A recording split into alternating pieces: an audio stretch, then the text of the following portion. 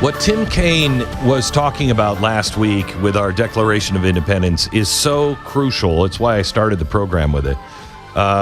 If we don't have this, we don't have anything. And you have to understand that our founders came from a place to where they hated government, but they knew they needed some government. And they were trying to put together a system that made men free. This is a lens that we can't even relate to anymore, because now governments and politicians all over the world, their idea of creating laws is how do they gain more power? How can they keep you in a box more? It was the opposite of what our founders believed.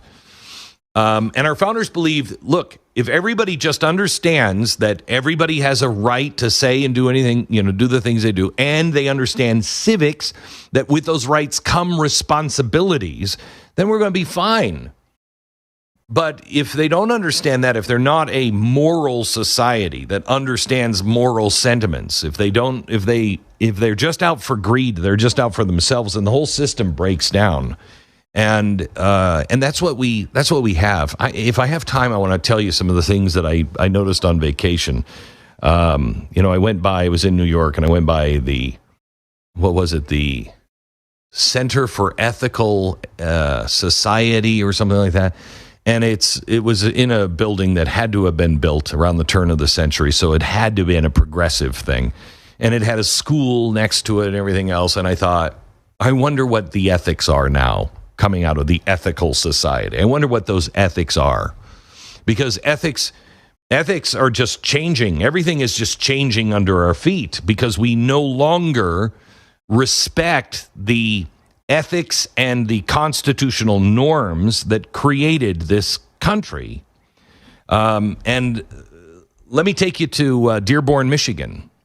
So last week, we find out that an institution, the police department, an institution sworn to uphold the Constitution, has introduced a uniform patch with Arabic script for the very first time.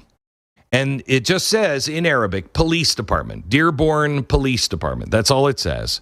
And it's just to better connect with the population of Muslim population there in Dearborn, Michigan. And it sounds harmless. I mean, you could make that into no big deal. It's just, it's Dearborn Police. What is your problem? Well, it's not just a small gesture of outreach. It is a signal, and signals matter. For more than 2 centuries, America has been an experiment, and we used to describe it as a melting pot. You could come here from any land, speak any language, any faith, and we could come here, and if you believed in the laws and the Constitution of America, if you believed in that, and you upheld those things, we could melt together and we could create something even greater than you could even imagine. We didn't erase cultures. We elevate what unites us instead of elevating what divides us. And we don't bend our civic institutions to mirror any kind of tribal or religious identities. We don't create parallel systems of justice or identity. Now, I want you to think about history. No immigrant group, none, ever, no religion ever had law enforcement tailor itself to them. Never. Catholics came to this country by the millions. What did they face?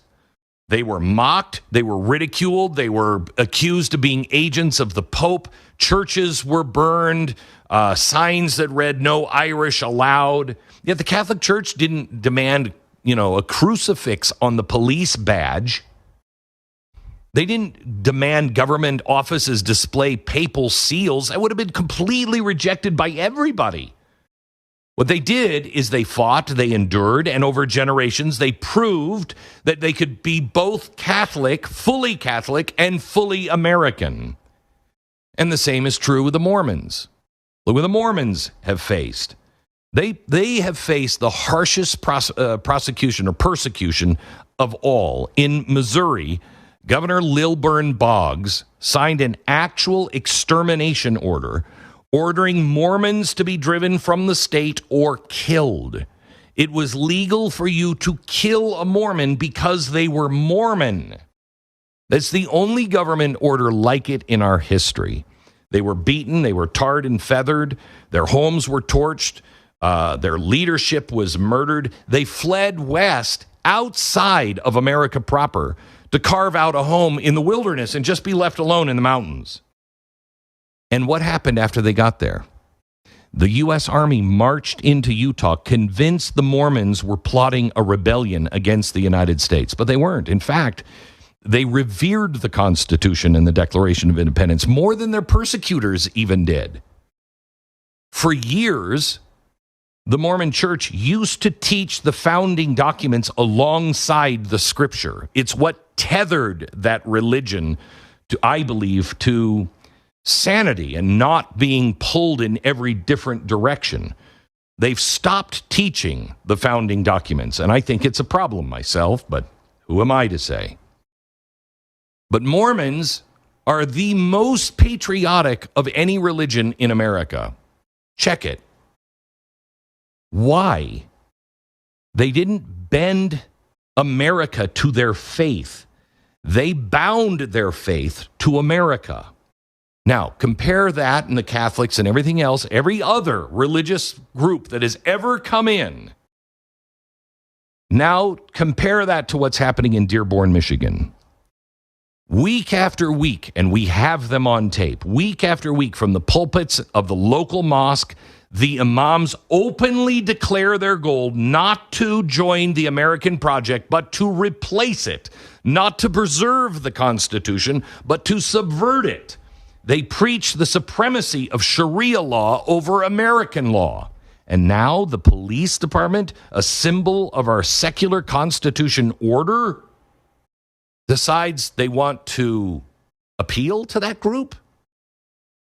To wear that identity on its uniform? That's not inclusion. That's not assimilation. That's not the melting pot. It's the opposite. It's balkanization at its kindest. It is the state bending towards the demand of a religious political ideology that seeks to replace our American civilization. Let me be really super clear on this. This cannot stand. Our history shows us the way. Every faith, every culture, every group that has come to America has been tested and put through the ringer. Quite honestly, I don't like it, but it has worked out for the best of all of us because we have been forced to prove, will we embrace the Constitution or will we try to replace it? Are we coming over here and we're just going to live like Irishmen and live by the Irish laws, or are we going to bend to the Constitution of our new country? Catholics embraced it. Jews embraced it. Mormons embraced it. Baptists have embraced it. Millions of immigrants from every corner on the globe have embraced it. And that's why we are who we are. If Dearborn or any other American city decides that they're going to start carving out exceptions to make government institutions bear the mark of the religion that seeks to dominate rather than integrate, we are not just forgetting our history, we are part of the unmaking of America. Because in the end, the melting pot isn't about a cheese fondue. It's not about food. It's not about festivals. It's about allegiance.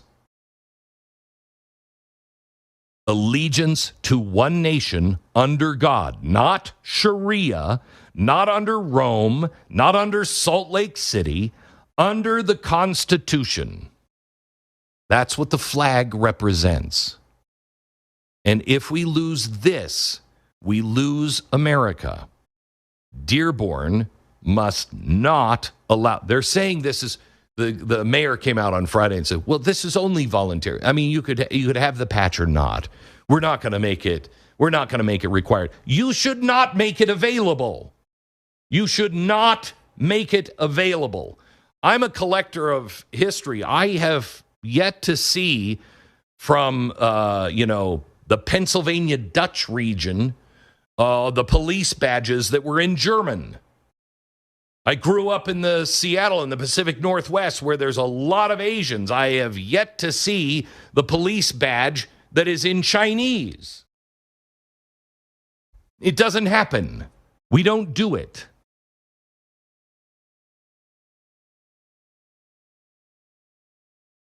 Some may say that this is the unmaking of America. That's where I'd like to fall. But it's dangerously close to treason.